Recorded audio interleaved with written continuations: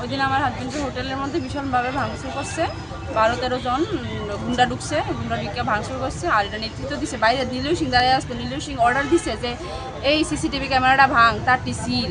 নীলয় সিং বাইরে দাঁড়িয়ে দাঁড়িয়ে এই কথাগুলি কইছে, পাড়ার প্রতিবেশী শুনছে। তারপর আর এরা পুরোটা নেতৃত্ব দিচ্ছে দেবাশিস কর, সঙ্গে ক্যাকেটার নামে একটা গেস্ট হাউস আছে, ওই গেস্ট হাউসের ওনার দেবাশিস কর, এরা পুরোটা এরা মানে দায়িত্ব নিয়ে এরা করাইছে।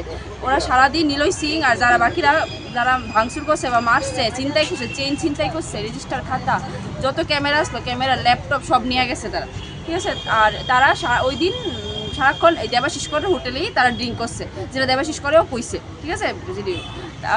কয়েছিরা আমার হাজব্যান্ডে মারছে, তো আমরা ওই দিনেই আসিরা দিয়ে কেস করছে, এফআইআর করছে।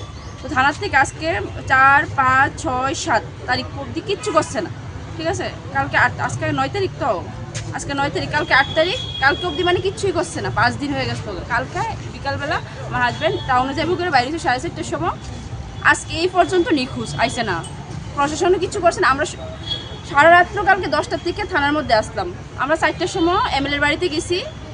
এমএলএ নাকি অসুস্থ, এতটাই অসুস্থ নেই, আমাদের সঙ্গে দেখাই করতে পারতো না, মানে নিচে নেমে এসে না। তো ওনার কে একজন নিচে আসলো, উনি আমাদের সঙ্গে কথা কইছে, এই পর্যন্ত কোনো খবর নিছে না, কারোর থেকে খবর নিছে ছেলেটা আইসে, আদৌ কি আইসে, ছেলেটা কি আসে, মানে এই পর্যন্ত কোনো খবর নিছে না।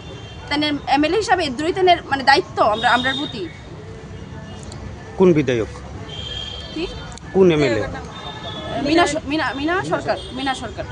আচ্ছা, কোন জায়গাতে বাড়ি আপনারা? আমার বাড়ি হাঁপানি হসপিটাল, চুমুনি। আপনার হাজবেন্ডের মানে কি ছিল এখানে, যে ব্যবসা প্রতিষ্ঠানটা কি আছে? Guest house, royal hub guest house. এখন আপনার মানে কি মনে হইতেছে নিখোঁজের ঘটনাটা? নিখোঁজের ঘটনায় তো নীলয় সিং, দেবাশিস কর, আরও আছে, আমি নাম আমার মাথা ঠিক নাই। আজকে আমি 2 দিন ধরে আমি থানার মধ্যে আসি। প্রীতম রায়, তারাই ষড়যন্ত্র করে হেরে কিছু করছে। কি করে তারা, কি করে তারা এক দেবাশিস করে নিজের গেস্ট হাউস আছে, কি আছে, হ্যাঁ শপিং মল আছে। আর নিলয়ের কিছু নাই, নিলয়ের কোনো ঠিক ঠিকানা নাই। নিলয় আজকে এইদিকে ওইদিকে, তার বাড়ি কোন একটার জায়গাতে? পর একটা ঘটনা করে। নিলয় ইন্দিরা কলোনি, হাঁপানি ইন্দিরা কলোনি হের বাড়ি, হ্যাঁ একটার পর একটা ঘটনা করতেছে। 3 মাসের মধ্যে 2-3টা ঘটনা করছে আমার বাড়ির মধ্যে, আমার বাড়ির মধ্যে 2টা ঘটনা করছে 3 মাসের মধ্যে, হ্যাঁ। কিন্তু হ্যাঁ কিচ্ছু হয়েছে না। হ্যাঁ এই আমি কালকে আমি থানার মধ্যে আইলাম, হ্যাঁ আমি দিয়ে খেললাম, হ্যাঁ যে দোকানে থাকে সুতন্ত্র দোকান, ওই দোকানে হ্যাঁ দাঁড়িয়ে দাঁড়িয়ে সুন্দর গল্প করতেছে। আপনার স্বামীর নাম কি? সুশান্ত দেব। ডাক্তার বিনয়। আচ্ছা, আপনারা কি লিখিত অভিযোগ করছেন? হ্যাঁ লিখিত অভিযোগ মানে আগে যেদিন 4 তারিখের ঘটনা, লিখিত অভিযোগ এফআইআর করে দিয়ে গেছি। আমরা বলতে এখানে যারা যারা আছে সবাই আসতো। আমি কালকে দেখলাম যে অভিযোগটা যে করে দিয়ে গেছে, এটা তার রেজিস্টার খাতার মধ্যে উড়াইছে না। তার রেজিস্টার খাতার মধ্যে কালকে আমি 5-5:30টার সময় আসি, তার রেজিস্টার খাতার মধ্যেই নেই অভিযোগটা। যে রেজিস্টার খাতা আছে, তো তারা রেজিস্টার করে তো একটা কেস, এই রেজিস্টার খাতার মধ্যে কেসই খুঁজে পাই না। তারা 2টা দিন রেজিস্টার খাতা একটা মহিলা ঘাটছে, তারা পাইছেই না রেজিস্টার, মানে খুঁজেই পেয়েছে না।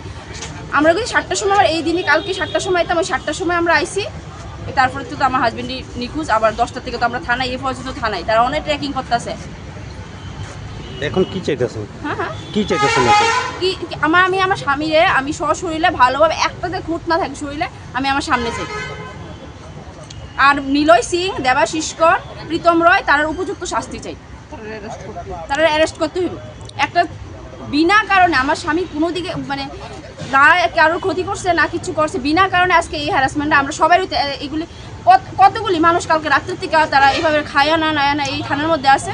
এগুলি হ্যারাসমেন্ট কালকে হচ্ছে নীলয় সিং, দেবাশিস কর, তারপর এই প্রীতম রায়, তার কারণে। আপনার নাম? আমার নাম মাম্পি দেব।